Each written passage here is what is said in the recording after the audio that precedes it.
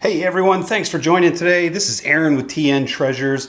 We're here in Memphis, Tennessee. Wanted to quickly go over a huge win we just had. We are recently been doing some online auctions.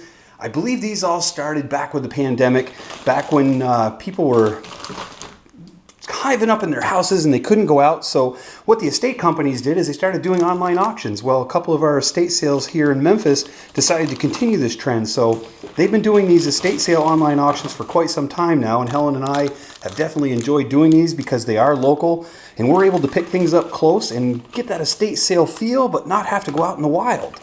So the last couple of nights we had this lot. This was a jewelry making lot, and I got this for just a little over $11 with the premium.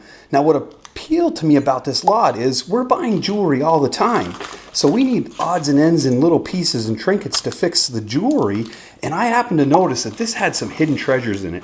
This bag is loaded with brand new items. Now we've been comping out a few of these, and just a couple of these items themselves pay for the lot. So as you can see, this bag here, I'm gonna dump it real quick, just dump it all out. This one bag has tons and tons of items. All these pretty little beads and little pieces and whatnots, trinkets, all the stuff that we would need if we find some vintage jewelry or older jewelry that needs to be repaired. We have this whole inventory at our arsenal. Makes it really easy.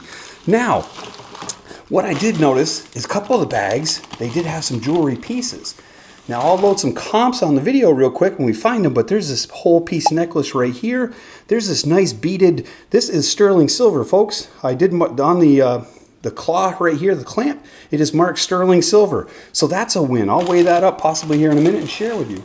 Also, we have all these beads as well and some of the faux pearls. I know people like to pick on me when I say fox pearls, but faux pearls.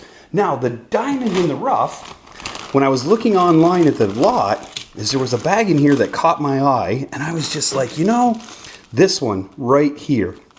As you can see inside of there, there's a couple of chains. I noticed those when I was looking at the lot on the auction listing. And I actually pulled these out, folks. And I've got to share with you all that these two chains right here, these are gold. Now, this is not wearable, and I'm assuming that's why they put it in there, because it does have some kinks. I believe that's a herringbone type of a necklace here, and it did get kinked, so it is not wearable.